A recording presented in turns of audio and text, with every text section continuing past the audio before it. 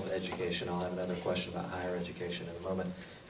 One of the things that the General Assembly does every year is pass bills dealing with K through 12 education, and one of the most prominent bills this year was the resolution actually to put an amendment, constitutional amendment on the ballot this fall regarding charter schools. The first question is, do you support that amendment?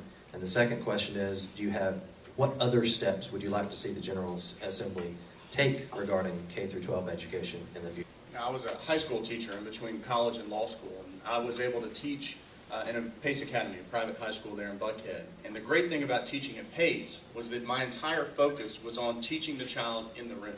I didn't have to worry about check this box or check that box or state compliance. So my broad view on education is we need to actually pull the state out.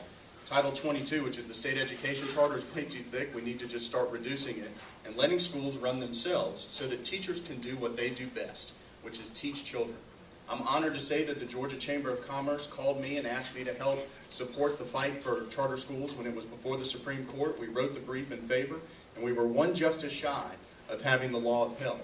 I'm incredibly happy that the amendment passed the state Senate. I was supporting that, and it's unfortunate that our rival on the other side, Doug Stoner, was one of the leaders of the opposition. I also support school choice. But unlike where I stand on education is that one size doesn't fit all across the state. What is going to work with Fulton County schools and Atlanta Public Schools may not work in Tipton.